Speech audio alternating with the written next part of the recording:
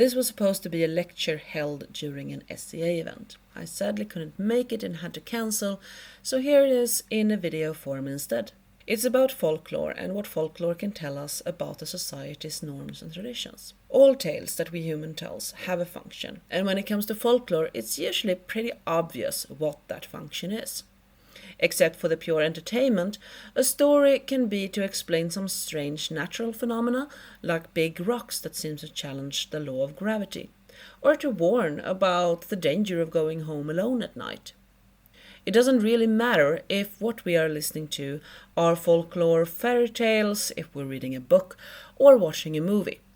Regardless of media used, the tales will reflect not only the person writing or telling the story, but also what norms and culture that person comes from. And that might not always be so obvious.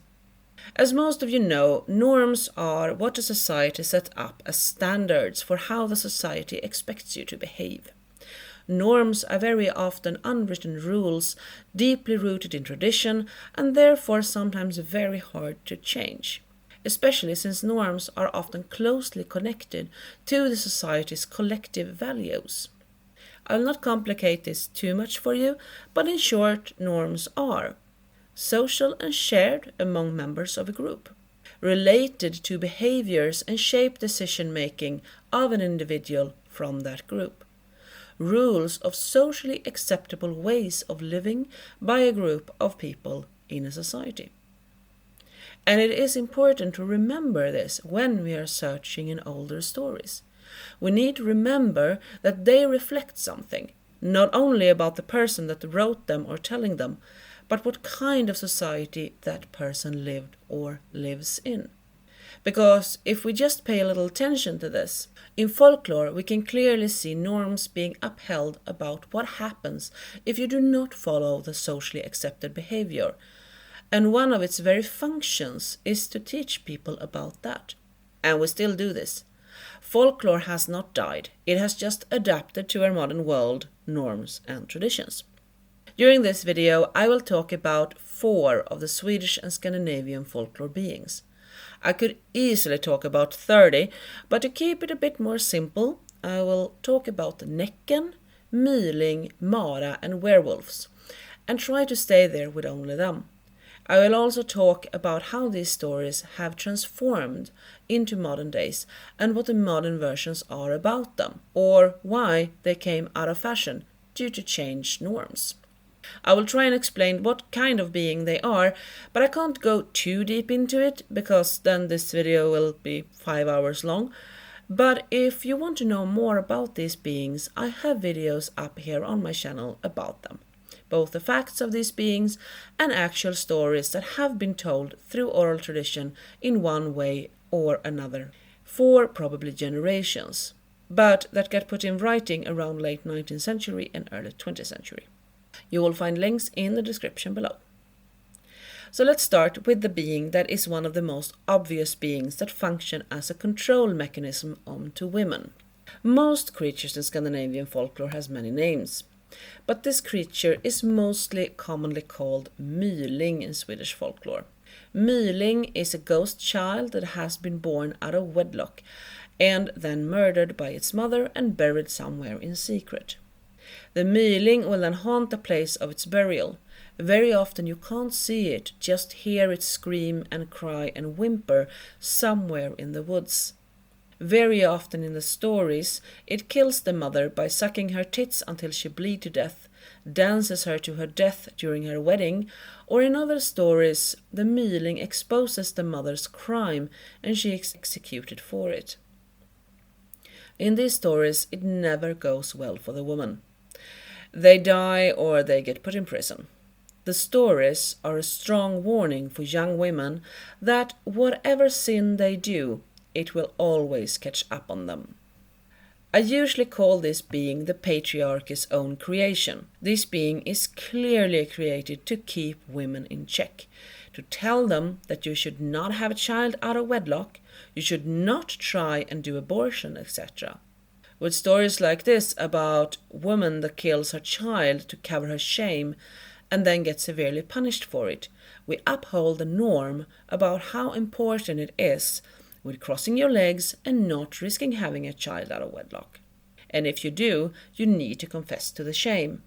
How old this being is, we don't know. There are mentions of children born out of wedlock and that haunts places from around 13th century. And even if they are not called mylingar or any of the other common names for them, they do behave in a very similar manner. But there doesn't seem to be many of them in the older times. They doesn't get popular in folklore stories until 17th century. Maybe because even if we had a patriarchy during Viking Age, and absolutely during the early medieval times, marriage and living together was viewed a bit different up here in the north. During the Viking Age and the medieval times, it was common with so-called frillur, and that was women that was kind of official lovers to richer men. Their children even had right to inherit their fathers, and the women had a sort of secure place in the society where they by law was given a certain right to allowance. Of course, this woman was not seen as the modest and pure ideal of a woman, but it was not such a big shame as it was later on. During the 16th century and early 17th century, the view changed, and frillur was taken away their rights to allowance, and the children out of wedlock lost their rights too. And here is where we can see an upswing in the stories about mylingar, something that just got more and more common during the 17th century up to the 19th century. So we can see a clear reflection of how the norms and traditions changed around women and sex out of wedlock, and how this affected the stories. Mylingen then kinda died out again during the beginning of the 20th century, and it has not really gotten a modern version either. This probably has to do with the fact that the ghost child stories are a moral dilemma that was easy when we lived in older times, where the idea was that it was a woman's responsibility to not get pregnant. But when the women liberation discussions came about and people started to argue for women's rights, it got more of a moral dilemma with these stories. We could not approve of the killing of a baby, but we could not really condemn the mother for her desperation either, when her only option, if she wanted to keep the baby, was to become a prostitute and let the child live in poverty and shame for the rest of its life. In later years, we see this being coming back into books and novels, away from the oral tradition of folklore and more into written literature. And then the being is handled very different, because then it really lets us see the struggle with a desperate mother and the murder she has to commit, and it addresses the moral dilemma of this being. In older stories there isn't even a hint of this, which reflects the norms that it was the woman that was expected to take full responsibility for not getting pregnant.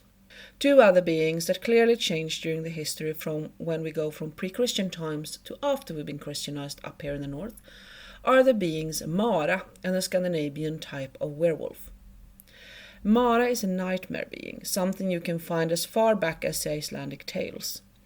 Nightmare beings do appear almost all over the world and are for some reason almost always female. It has probably been a way to explain things like sleep paralysis and also more common nightmares. In the Icelandic sagas, the being is a lethal being, something that women conjure up or even transform themselves into and send on people to trample them in their sleep and not just suffocate them, but actually tearing the flesh of the bones in one of the examples. They share a lot of traits with both Fylgjur and Valkyrier, connected to revenge and riding in the air. Werewolves is something we find in old sagas as well as other culture folklores. Shifting into a predator by your own magic or by a curse put on you seems to be common all around the world. The Icelandic sagas tells us very similar view on this. You can transform into a wolf by putting on a magical wolf skin, but also be transformed into a wolf by a curse. We can see similarities here between a Maura and a werewolf already in the old Viking stories. But while the Maura is almost always a woman doing things magical and by choice, the werewolves in the Icelandic sagas seem to be men. They do not only transform by choice, but regardless of, they are fierce and dangerous warriors that can go berserk and seem to possess almost superhuman strength. So here we can clearly see a division between women and men and how they are expected to be. Manly, violent men that take revenge directly, sneaky revenge-seeking women that turn to magic if they can't get the man to do as they want. Do we recognize this view of men versus women still today? I would say so. Women still tend to be viewed upon as backstabbing and the ones that never turns directly to her object of anger. Instead, she nurtures the anger and then comes back with a revenge much later. Just look on all the memes about how women will hold a grudge for a month and let it come back to her husband month after, when he of course have forgotten about it. And look how we view men as direct, in charge, violent, and that will easily fall for a woman's cunning plans. Please stop immediately. As I have mentioned in my video about Viking warrior women, the Viking Age seemed to be a patriarchy where the men are strong and manly and women are supposed to be the opposite in many ways. But it's not the same type of patriarchy as later during our Christian history. Looking into the stories of the Icelandic sagas, we will see women portrayed as strong, fierce, and pretty independent, but also as the ones that very seldom uses their own physical force to make violence happen, but that instead use wits and the mental power over men to make them do it, or turn to magic for help. We have two stories about the Maura that reflects this idea. A Swedish king leaves his Finnish wife behind in Finland, promised to come back, but he breaks his word. The wife therefore goes to a shaman woman to send a curse on the king.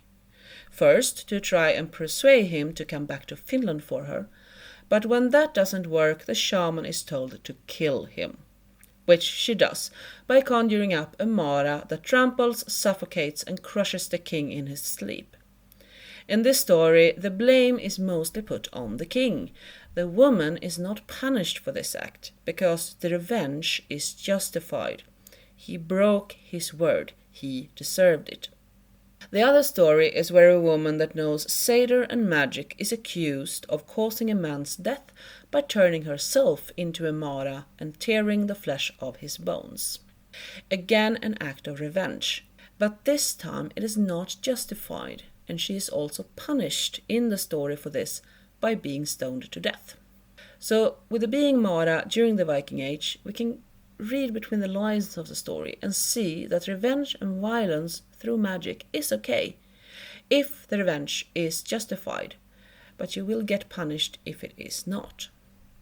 We will see a change in this later on in history, and I will get back to this being, but first I must tell you about how the werewolves was described, because these two beings are very much connected to each other in the context of revenge and violence, male and female. In the stories where we meet men that have been transformed into wolves, we can clearly see the dual feelings about wolves. They are, on one side, one of the most lethal wild predator in the north, and Odin's own warriors, the berserkers, is described as wolves or hounds, biting at their shield, being totally terrifying warriors. But we also see the wolves as a punishment. As an example, Loki's two sons are transformed into wolves that tear each other to bits in front of Loki's eyes, as a punishment for Loki. Outside of the mythology around gods, we also meet warriors in Völsunda saga that is fierce and dangerous warriors, but that get stuck for a while in magical wolfskins that they take on. In Egil Skallagrimsson's saga, we meet Ulf that seem to be a so-called Ulfhednar, which is again a reference to Odin's special warriors that can transform into wolves and go berserk. Ulf is described in rather positive words, and is apparently a good man in most ways. So we can again make the conclusion that magic per se was not something bad, only when it was used when it was not justified revenge. Later on, after we get Christianized, we see that the view upon magic is different. The view on these beings have changed from fierce warriors and cunning women that does this, at least sometimes with justification. It turns to become only a curse. Both these beings keep a lot of traits, but they are no longer a powerful shaman or a powerful warrior. They are very often cursed into being this creature. You could be cursed in many ways, but one that stands out in the southern part of Sweden is because their mother had tried to use magic to ease her birth pain. When she did this, her child, if it was a boy, would turn into a werewolf, and if it was a girl, would turn into a Maura. We can clearly see that women are still connected to magic, but in the Christian world this would be punished by God, and thus a curse would fall upon her offspring. Also, we can now see the idea reflect in these stories that the birth pain was a punishment for all women from God because of that apple thing that happened between Adam and Eve. So trying to ease the pain was to go against nature and God's will, which of course also was a great sin, and the need to be punished just took another form. So these two beings, going from beings that were pretty much in the grey shadow area of morale, we now meet them reflected from the very dual Christian worldview, where something was either good or bad. There's not much of a grey area left. This is a very clear example of how folklore changes depending on how the norms of the society changes. And the further we go from the pre-Christian era into the more stern dual Christian thinking, the more the stories around these two beings also changes. In the many versions on how to become a werewolf, there is a story about a bridal party that get turned into werewolves. This story reflects other norms and also the Norwegian and Swedish racism against both Samic and Finnish people. This story is not only told in Sweden and Norway, but have also versions in Estonia and Finland. There is a huge marriage party going on, and some people, in Norway and Sweden very often Samic or Finns, comes and asks for some food and to stay the night. The bride and groom refuse to share what they have, and is because of this turned into wolves together with their whole bridal party, due to a curse uttered by one of the elderly men or women in the visiting group. This teaches us two things. 1. Samic or Finnish people are dangerous, treat them with care and do not anger them, but stay away from them. And 2. You should not turn away people on your wedding day, not even if they are Sami or beggars. The hospitality rule in the Nordic area is strong, especially during weddings, and you are supposed to give people food and room even if you didn't invite them. These stories about werewolves and maror has transformed into different ways into the modern society. We are now perhaps not keen to believe in maror or werewolves, so instead we have the exact same stories told about demons and ghosts. People are creating stories around sleep demons on Reddit, and they keep the form. It is usually some kind of punishment for someone's reckless behavior. We don't condemn women that try and ease their birth pain anymore, so instead we have gone back to talking about maror that somehow manage to get loose and haunts you during the night. Someone is being careless and not following the rules of society. They are Christian and they know they should not meddle with magic, but they can't help themselves, and therefore these beings can get hold of them. We don't call them maror any longer, we call them demons or spirits, but the structures of the stories are the same. So with these stories we still uphold the idea about what can happen if you meddle with magic when you should not. Reading these stories, both the older and the younger, with a focus on what do they tell us about the people writing and telling them, can give us a deeper understanding of what kind of norms that is present in the area and time. Folklore, as well as all kinds of oral traditions, is created to teach morality and norms and traditions. And by that we can say that folklore is a bearer of society's norms and its values. Women are warned to break those rules. In the stories they usually ends up dead or insane when they do. In the folklore stories, there are many stories that tells of how a woman is unprotected when she is on her period, is pregnant, or has just given birth. Both the women and the newborn child is something that seems to lure out a variety of folklore beings that is a threat to them. The child needs protection in its bed, and the woman needs to wear her husband's shirt or to wear steel and other items that is considered magically loaded to scare these beings off. And she needed to stay on the farm and not go out by herself. And she needs to be taken back into society as soon as possible. This is something that can be found in a lot of folklore around the world, both within the Christian and other religions. A woman that has just given birth is of course an individual that needs a bit of extra protection. And the further back we go into history, the more protection she might have needed from predators and so on. Bleeding during your period is also something that isn't strange that you are warned about.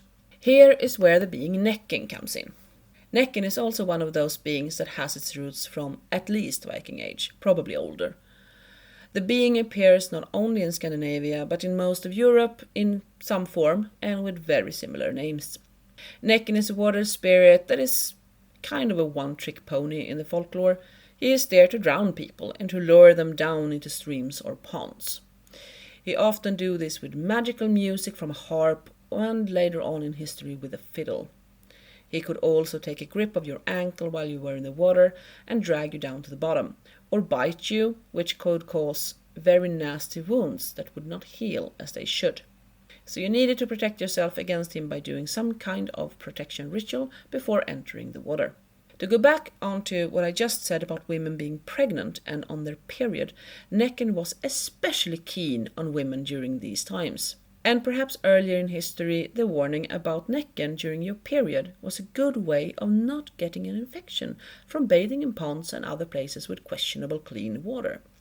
But the stories also tells us that according to a lot of different views around the world, a woman is unpure during her period and after she has given birth, which might have to do with blood. Blood is one of those things that usually is very magically loaded because, well, to put it as Spike does in Buffy the Vampire Slayer, blood is life, Lackbrain. It's what keeps you going, makes you warm, makes you hard, makes you other than dead. This, of course, also makes blood messy and dirty and connected to death. And this is still something that we see around the world and that is also upheld by the hush-hush around, let's say, period blood. And that it for some reason is considered so taboo that the commercial for period pads and tampons use that blue liquid that looks fresher and more clean. We are told in the same type of commercial that our periods is not something we should talk about. But hey, look, with this amazing pad you don't have to because it comes in a discreet flower printed pouch, etc. We are also being told in modern folklore stories how women on their period is luring sharks to the beach or getting eaten by piranhas in the Amazons because they were on their period. Both our periods and the birth process is something strange and magical and is filled with actual real dangers. It is not so surprising that it has been loaded with different kinds of magic by people and that we are still so deep down into that idea of it that we keep it up with the norms today. In our modern days in the Western world, the birth process is somewhat less magic. We usually know enough to not think of it as real magic. But it is still, well, magic. And women that are pregnant still gets told a various amount of stories about how they can lose a child from not listening to the doctors, as we can see in one of our modern folklore stories about the woman that didn't listen to her doctor. This story has been found in numerous versions, but the short story is that it is a woman that gets told by her doctor that she is too narrow and will not be able to give birth to the child without a C-section. The woman refuses, she wants to do it naturally, and the result is that her vagina is torn all the way up and she dies. This kind of story reflects our modern norms that we should listen to the doctors. Or, as is more and more common in the US right now, stories about how doctors make horrible mistakes, and either the woman, the child, or both suffers from it because they didn't dare to go against the doctor's orders. That story instead uphold the norm of that group to always think for yourself. Education is not everything. Something that we can clearly see in a lot of the older stories too when it comes to pregnancies. And just look at how many movies it uses that trope about pregnant women that is giving birth at a least suitable time and place. What is this teaching us? Women that are pregnant is fragile and need protection, and also is a nuance for the hero that now have to deal with that while fending off zombies or angry ninjas or whatever the threat can be. Just like in the movie world, the norms and the truth are not, of course, always the real fact and the real truth. But if we have heard it all our lives, it becomes a truth for us, and we do not question it because it seems logical to us. Here, in this upholding of traditions, unwritten rules, norms, and the creation of our truth, is also where we see both racism, misogyny, and other type of discrimination being upheld. These stories, both historic and modern, very often serves the purpose of we and them. Not only does both the old and the new folklore serves as an upholder of norms and traditions, but it also clearly points out what is not a norm and the people not included in this norm. By this, they work as a barrier for different racist and misogynistic ideas. We already covered a lot around the women, but if you look into the past of folklore, there are groups that are clearly described as dangerous. In the older stories up here in the north, it is always the Finn, the Sami, the Jew, the dark-skinned person that is evil and that you need to watch out for. Not only are these in older times often connected to secret societies or that strange old dude in the woods that know magic, they are very often the ones causing curses. As with the previous mentioned story about the wedding party, where they get punished by Sami because the Sami was refused to share food at the wedding. Read enough of these stories and the storyteller doesn't even need to spell it out for you. You will just know from the start that the person they are talking about is one of these categories of people. And we have not stopped this, far from. When you hear stories that are about my cousin's friend or in a town in Alberta, start to think, why is this told? Is it to warn us about the dangerous others? The black people, the Asian people, the gay people, the criminals? If you find a clear message in this story, where the story clearly is told to warn you about these others, and if you have that gut feeling that it's going to be the Asian people in the end, these stories are most likely folkloristic and thus not the truth. At least not all of it. This is a story created to uphold someone's beliefs and norms. It is created just as the story was created and told during the Viking Age and the 17th century and the 19th century. The structure is the same, but we changed the details. This doesn't mean you should stop listening to folklore stories. Oh no. But what I encourage you to do next time you read or listen to stories that are folkloristic, try and see if you can find what norms, traditions, and morale that the story is trying to teach you. That was all from me for this time. I am planning to do a new video about baking saffron buns because it is Lucia and this kind of buns are deep-rooted tradition in the Swedish Christmas tradition. But that has to wait until next week. I will also, of course, read in some old good stories about tomten for you. It is Christmas after all. For now, I hope you have a good December, regardless if you celebrate Christmas or not. Take care of yourself and your loved ones.